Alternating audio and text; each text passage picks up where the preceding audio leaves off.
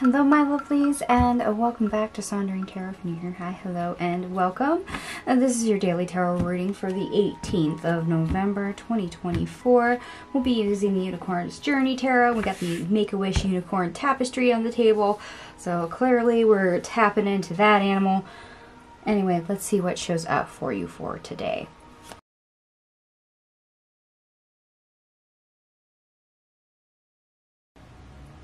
Okay, my lovelies, I am back. All your cards are on the table. We have one ace, two major arcanas, and we have two synchronicities showing up for you. We have 444 and we have 666 showing up.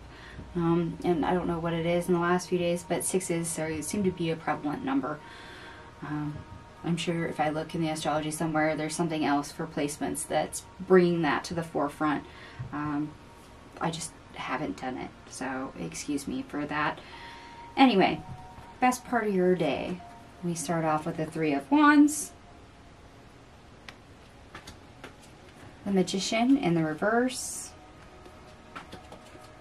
the Four of Wands, also in the reverse, the Six of Wands,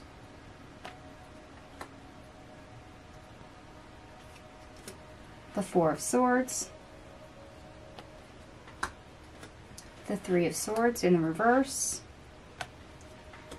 and the Four of Cups in the reverse. Okay.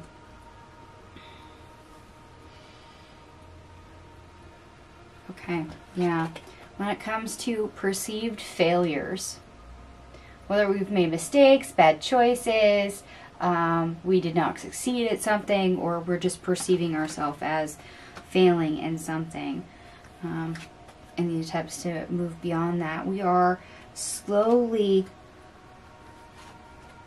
coming to terms with that, hopefully in a successful manner.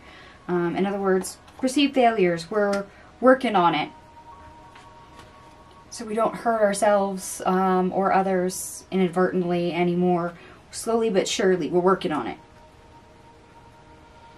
We're working on it in a slow and methodical manner. Let's put it that way. That's the best way to describe it. I'm sure my ancestors and my spirit guides are a little bit happier with that phraseology. Working on perceived failures in a slow and methodical manner.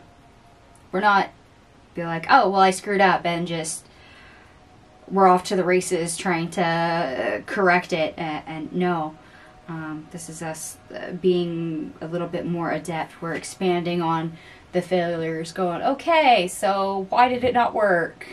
What went wrong? How do we correct it? It's going back and retracing your steps before moving forward. That way, when you do move forward, you don't have to think about it, and it's not going to turn out badly. It's not going to harm anyone. Slow and methodical manner. Okay. Which is great.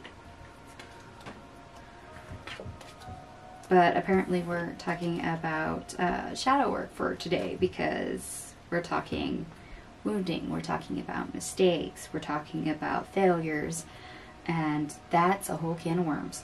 So, worst part of your day, we start off with the Eight of Pentacles in the reverse, the Sun in the reverse, and the Page of Wands in the reverse. Yeah. You may not want to work on the failures, the missteps, doing that shadow work. It makes you uncomfortable, and you don't know what action to take, but at the same time, you don't want to take responsibility for that action. It doesn't matter if you didn't know what you were doing the first time around when you did it, but now you know what happens, and it's kind of that once bitten, twice shy kind of energy. If you mess something up, you don't want to screw it up again. So fear of failure, we're going to do absolutely nothing, because if we try something, we're going to fail again. It's that, that's an ego mind cycle right there. That can show up. That's a potential, because that's what I'm tapping into. Oh, so you screwed it up, you failed. Okay, well, every time you try that, you're going to fail now. That's what the ego mind tells you. And that's uncomfortable. That's not good. That doesn't encourage you to look, explore, and examine, to go back and retrace your steps going, aha, I missed something, or hey, that wasn't quite right. Let me fix just that one little spot and it'll be fine. Or, you know, let me just tweak it just a little bit right here and try again for a different outcome. Instead, no, the ego mind says, no, you have no skill, you have no ability, you screwed it up the first time. Look what you did. And that makes it, sitting with it, uncomfortable. It makes you want to shy away from it, to walk away from it, to run away from it even. You don't want to take responsibility from that because your ego mind is already beating you up. So you yourself don't want to acknowledge what the ego mind is saying to you. You don't want to accept it as truth. Oh boy. Okay, well, let me get something straight with everyone. We're going to clear the board. We're going to get something straight. There is no such thing as perfection. Doesn't exist. This is why perfectionism is a kick in the ass. It's because it doesn't exist. It doesn't exist. What is perfect one moment, it is not the next. What is perfect for one person is not for somebody else. We all have thoughts. We all have feelings. We all have different perspectives. We all have different ideas. So what your idea of perfect is not for somebody else. So,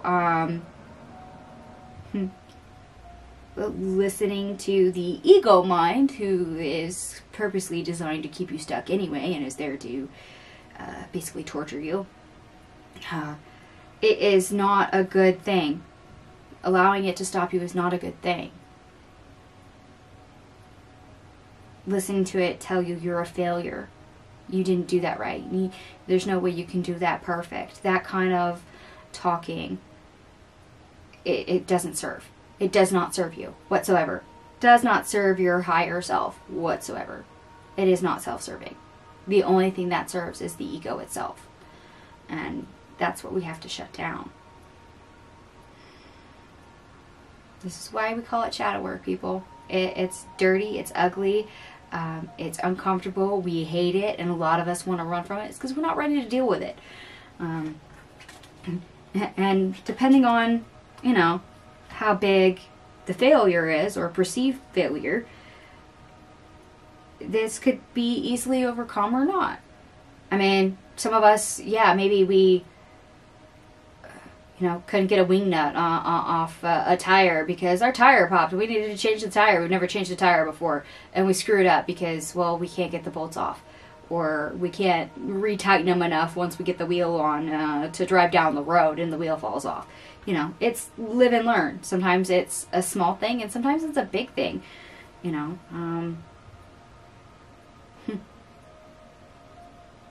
maybe we misplaced a bill and it got paid 3 days late, so we incurred like a $40 late fee. Well, that's not the end of the world. Does it ding our credit? Yes, it does.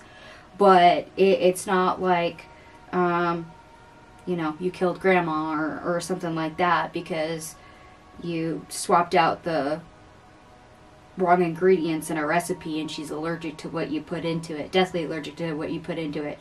You know, there's different varied degrees of screw-ups. Some are more easier to overcome than others, but the ego mind doesn't care. The ego mind will just sees an opportunity and goes for it, tries to keep you stuck. It will happen regardless until you learn to shut it up, or you learn to stand your ground enough and look at it despite what the ego mind is telling you.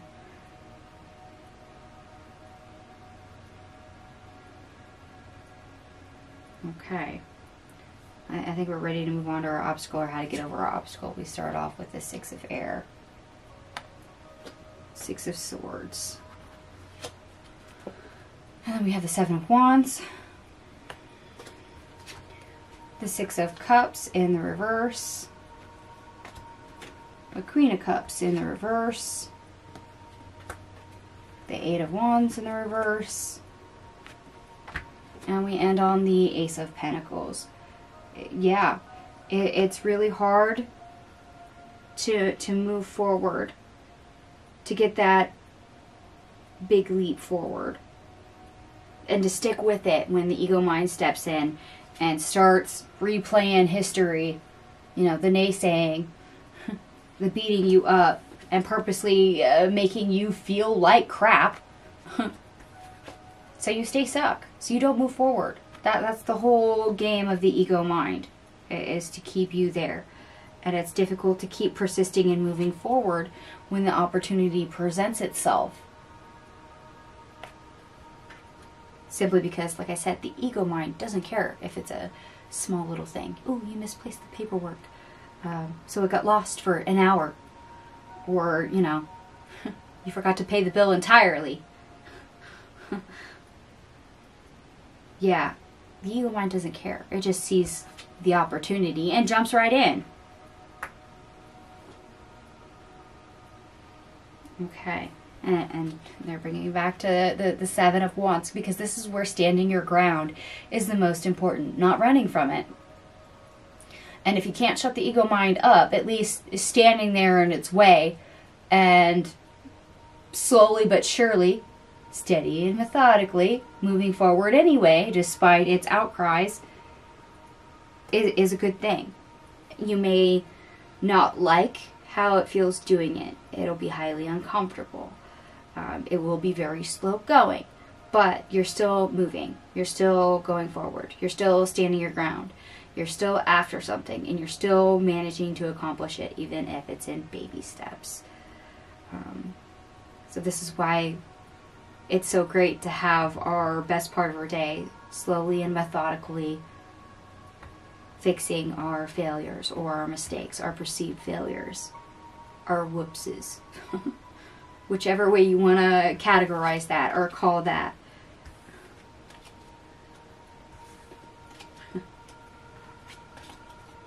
It's better than, what is it, the old granny creature on Hotel Transylvania that eats everything going, I didn't do that. Instead of doing that, instead of saying that and letting the ego mind stop you, just putting one foot in front of the other and keep on going, slowly but surely, slowly and methodically. This is a better outcome. It's a better way to go about it, even if it's not quite as we'd like. Okay, that was interesting. And I did add up all your cards. Everything here adds up to 82, which ultimately reduces to 1, which is the self, or a single unit. This is all about you and your own ego that's there to drive you nuts. Shadow work. How do you accomplish that? Are you willing to do the work, or are you wanting to run from it? Are you listening to your ego, or are you telling it to shut the heck up? I opt for telling it to shut the heck up as much as possible. Otherwise, just strangling it to death and tossing it out of the road. Whichever way works for you, really. It's your own personal choice on that one. And for those of you that like the astrology, we have Mercury in Sagittarius opposite Jupiter in Gemini. So, yeah.